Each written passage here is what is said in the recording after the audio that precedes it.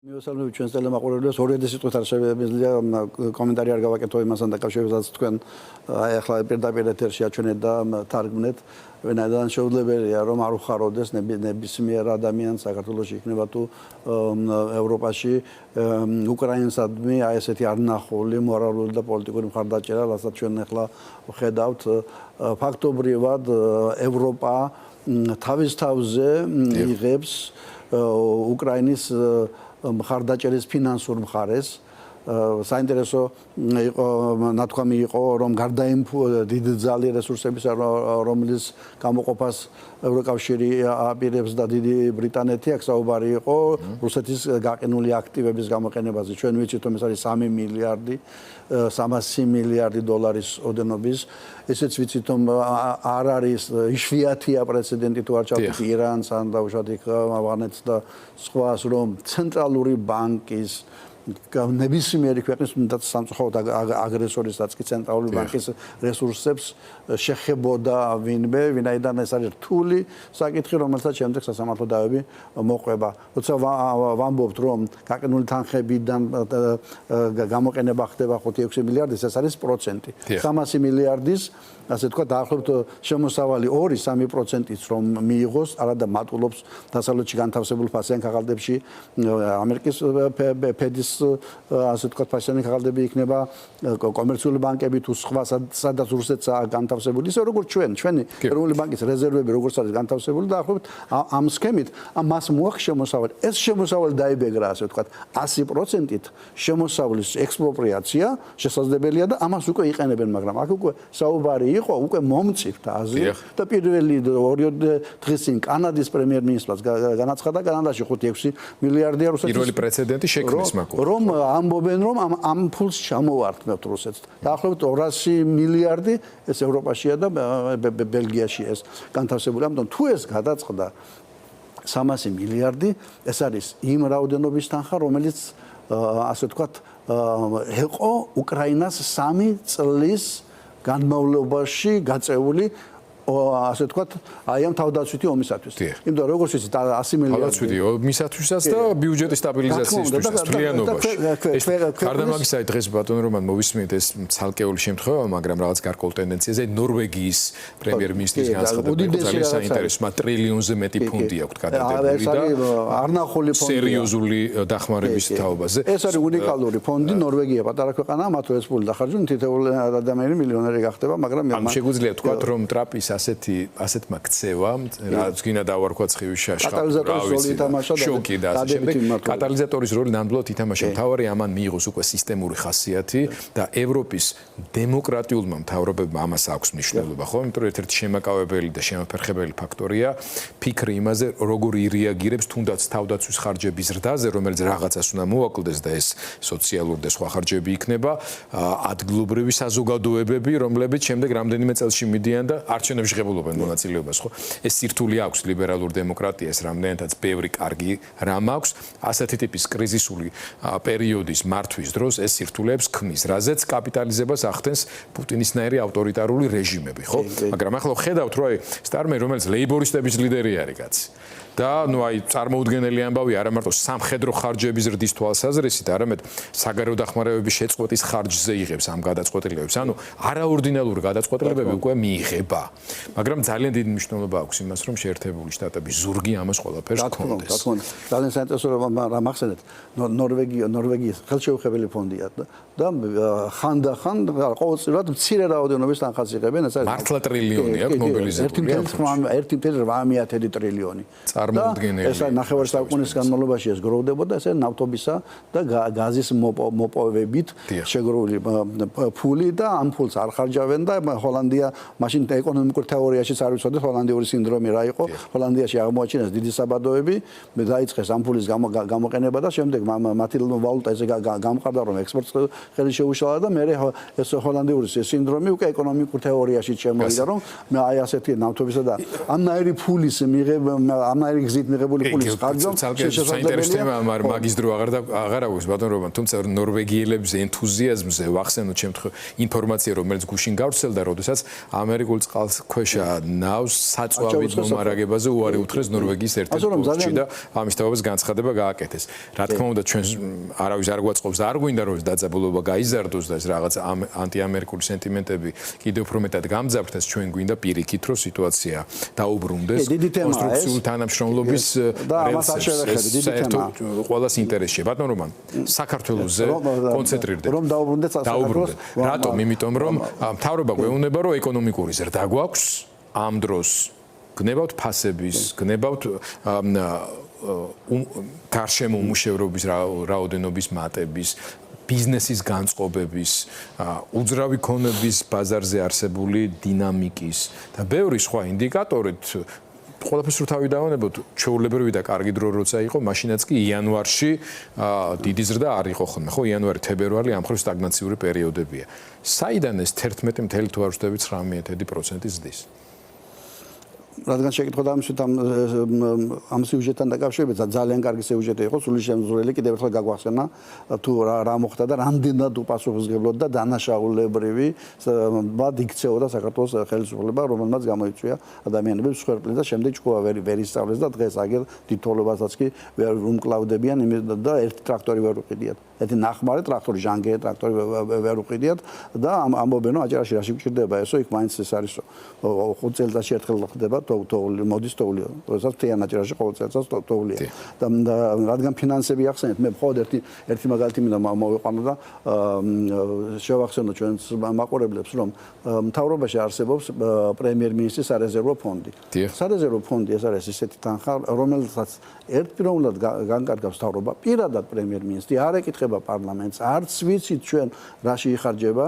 სარეზერვო ფონდი ყოველთვის იგეგმებოდა 50-60 მილიონის და შემდეგ ხდებოდა გადახარჯვა.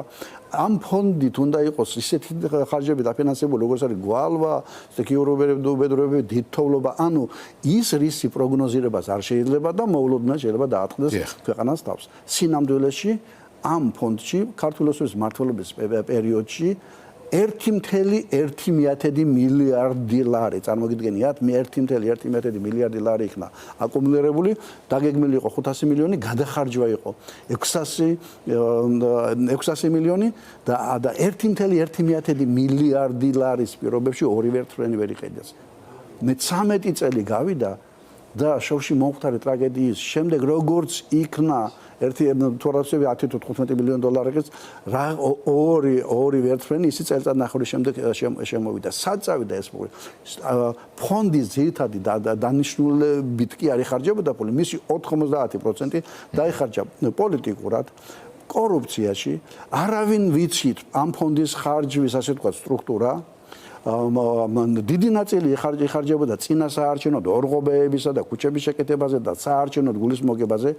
მთელი ეს ფული მიდიოდა ქართულ ოცნებასთან დაკავშირებული ბიზნესებზე, დაწყებული ადგილობრივი ბიზნესები და მუნიციპალური და დამთავრებული, ასე ვთქვათ, ცენტრალური ბიუჯეტიდან დაფინანსებული სამშენებლო კომპანიები, ერთის გულის მოსაგებად, წინა საარჩევნოდ რომ შეღებავდნენ ღობეს ან წყალს რომ გაარემონტებდნენ, ან ხიდს გააკეთებდნენ და მეორე ფულის დიდი ნაწილი ილექებოდა ქართული ოცნების, ასე ვთქვათ, ამ ბიზნეს ყოლებაში, რომელიც კორუფციული გზით გადანაწილდებოდა. ამიტომ აი ამ სტიქიასთან, ციკის მართვასთან დაკავშირებული დანაშაულის აღსაწერად ერთი რიცხვი კმარა, 1.1 მთავრობის სარეზერვო ფონდი, რომელიც მილიარდი, რომელიც უმიზნოდ იქნა გამოყენებული. რომელიც ექსტრემალურ სიტუაციებში უნდა ხმარდებოდა სწორედ ამ პრობლემების, ან პრევენციას, ან შემდეგ რეაგირებას. რამდენი ტექნიკის შეიძლება. ბატონო, მინდა რომ მოვასწროთ იმ თემას საუბარი, რის გამოც პრინციპში მოგიწვიეთ მთავარი რაც არის ახლა. ეს არის აი უცნაური ციფრი, რომელიც რო ჩავთვეთ ტელევიზორები და მოусმინეთ სტატისტიკის დეპარტამენტის ინფორმაციას, საქართველოს 11%-ზე მეტი ეკონომიკური ზრდა, აგვიხსენით ქართული ეკონომიკა ასე რანაირად გაიზარდა და მართლა გაიზარდა თუ რომ თქვათ მთავარ საქსტატ ისე როგორც ნებისმიერ სახელმწიფო დაწესებულება ემსახურება პოლიტიკურად ქართულ ოცნებას. არც ერთი რიცხვი კი არ არის სანდო. მის სტატისტიკა, ინვესტიციების სტატისტიკა უკან არის ვთქვით გადააკეთეს მთლიანად იმის გამო, რომ იმ ხელისუფლების დროს მეტი არ გამოჩენილიყო, ვიდრე ამ ხელისუფლების დროს. მიგრაციის სტატისტიკა საშინლად დაამახინჯეს, ოღონ უკან არის ვთქვით და ყოველთვის ვამბობდით. მათ შორის манипуляციები ხდებოდა მთლიანში და პროდუქტის, ასე ვთქვათ, გაანგარიშებისას. ეხლა მოხდა საოცარი რამ. ვიცით, რომ ყველაზე ნაკლებად აქტიური წელიწადი იყო იანვარი. ერთი ხელისუფლების დადგენილებით ორი კვირა ვისვენებდით, ხო? მეორე აი ეს საპროტესტო აქციების საერთაშორისო იზოლაცია გარდამფული არ შემოვიდა. ყველა ვხედავთ, რომ სასტუმროებში ის არ არის დატვირთვა არ არის. თვითონ ხელისუფლებასთან დაახლოებული ბიზნესმენები საჯაროდ ამბობენ, რომ გაჩერებული აქვთ ბიზნესები, აღარ ვითარდება ინვესტიცია, ვერ შემოდის და ასე შემდეგ. არის და ვიცით რომ არის და რა ხდება? აცხადებენ რომ თურმე გაიზარდა 11% და რატომ გაიზარდა? გაიზარდა DGG-ს, ასე ვთქვათ, ბრუნვის მოცულობა. ვინაიდან ეს არის შუალედური გაანგარიშება, შემდეგ კვარტალური და წლიური ანგარიშება სხვანაირი მეთოდით, გარდა DGG-სა იქ რაღაცები ემატება და უფრო ზუსტდება, მაგრამ პირველი ინფორმაციით ამბობენ რომ DGG-ს ბრუნვამ იმატა ქვეყანაში 15%-ით. მაშინ იბადება მეორე შეკითხვა, თუ 15%-ით გაიზარდა ქვეყანაში, ასე ვთქვათ, წარმოებული DGG მთელი ბიზნესებისა, ბიუჯეტში რამდენით გაიზარდა იანვარში DGG-დან მიღებული შემოსავალი? საოცრება არის. 1%-ით იკლო. ანუ იკლო. DGG-მ პირველად აი ამ 13 წლის განმავლობაში DGG მაინც მზარდია ვაჭრობასთან და ბრუნვასთან არის დაკავშირებული. ანუ თუ პანდემიის ანუ ის კომპონენტი, რომლის ზრდითაც აპელირებს სტატისტიკის დეპარტამენტი, რომ თლიანში და პროდუქტის ზრდა განაპირობა ამანო ჩაშლილ მდგომარეობაში სინამდვილეში პირიქით კლების დინამიკით DGG მართლა მოიმატა, გეტყვით როგორ ქაღალდზე, მაგრამ თუ DGG მოიმატა, მაშინ ბიუჯეტში შემოსავლებმა რატო იკლო წინა წლის ანალოგური პერიოდთან შედარებით? რა მოხდა ამ შემთხვევაში? გვაქვს საფუძვლიანი ეჭვი, რომ ეს ყველაფერი არის ფიქტიური ზრდა, რომელიც დაკავშირებულია ბიძინა ივანიშვილის მიერ ქონებების გადაფორმებასთან. ანუ DGG გაიზარდა, მაგრამ ისეთი DGG გაიზარდა, რომელიც ბიუჯეტში გადასახადებსა გათავისუფლები. ანუ დაუბეგრავი DGG გაიზარდა. რა არის ჩვენთან დაუბეგრავი DGG?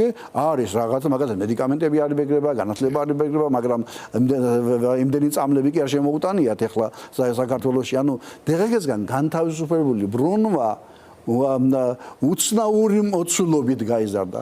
ივანიშვილმა როგორ გადმოაფორმა თავისი აქტივები. რაც კი დღეს საქართველოში არსებობს ფიზიკურად და რასაც ქვია ივანიშვილის ქონება. მაგალითად, მისი შუშის სასახლე, რომელიც ღირს დაახლოებით 50 მილიონი დოლარი, თქვა 100 მილიონი ლარი. უხეშად რო ვთქვა, ყველაფერი 100 მილიონ ლარზე მეტი ღირს, რასაც მე ახლა ვახსენებ, რომ დავიწყოთ იქ მთიდან, რაღაცებს თაზე აშენებს, თავის სასახლეზე ერთად პანორამა ქვია. აგერ რო ჩამოვიდეთ რუსთაველზე, ერთი 50-60 მილიონი დოლარი ღირს პარაგრაფი რომ არის, მეორე პარაგრაფი იქით შეკვეთილში, აგვერ გალერეა რო არის რუსთაველში 100 მეტრში გვერდით.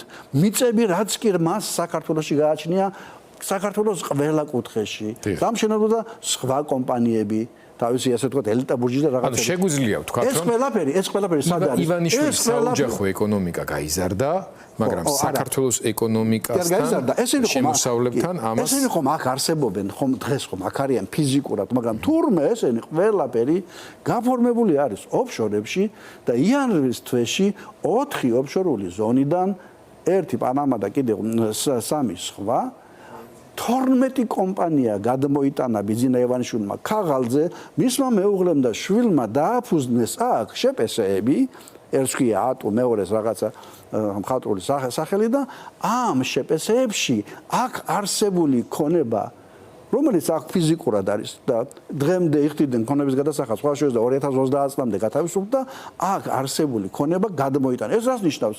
იქ არსებული ქაღალდზე გადმოიტანეს, ეს ყველაფერი შევიდა ახლა დაფუძნებული ფირმის კაპიტალში. ძირითად საშუალებებში.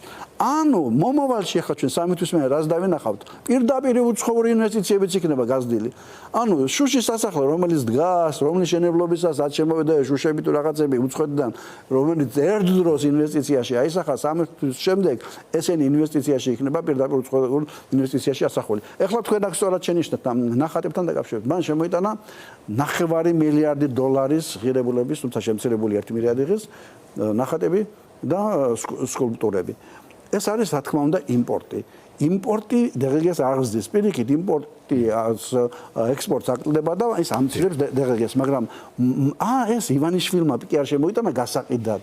არამედ ეს ნახატები ივანიშვილის ოფშორული კომპანიის საკუთრება იყო, რომელიც გადმოიწერა საქართველოს არსებულ უკვე აი ამ ახლა ჩამოყალიბებულ კომპანიებში და შევიდა ეს ასე ვთქვათ ამ კაპიტალში. გარდა ამისა, მას ყველაფერს ამ გადმოწერის პროცესში ამ აქტივებზე უნდა ყოფილიყო დარიცხული DGG. ეკონომიკურად ბრუნვაში აღერიცხა, რომ ეს ასე ვთქვათ DGG შეიქმნა, მაგრამ DGG-ს გადასახადი კი გაიზარდა, მაგრამ რადგან არაფერს არ იხდის, გადასახადი არ გადაიხადა ვინაიდან აქედან გამომდინარე თქვით, რომ საქართველოს ეკონომიკა ციფრებში გაიზარდა, შემოსავლების გაიზარდა DGG და ამის შესახებ არც გადასახადი სამსახური, არც ფინანსის სამინისტრო, არც ატლიკის სამსახური ჩვენ საზოგადოებას არაფერს ეუბნება. ეს არის манипуляция. ეს არის манипуляция და ამ манипуляციის გარემოში ვცხოვრობთ ამდენი ხნის განმავლობაში. მადლობა. შეიძლება გაუთვიცნო ეკონომიკურ სტატისტიკაში გაუთვიცნობიერებელი ადამიანისთვის ცოტა რთულად გასაგები იყო, მაგრამ იმდენად კარგად ახსენეთ და გასაგებად რომ მე მგონი ყველამ გაიგო, რომ ეს манипуლირებული ეკონომიკის და დიდი კორუფციული სქემების ეპოქაში ვცხოვრობთ, რისგან ზიანდება და ზარალდება ყველა, განსაკუთრებით ამ ქვეყნის მოსახლეობის ყველაზე სოციალურად დაუცველი ნაწილი. მადლობა უნდა გითხრათ.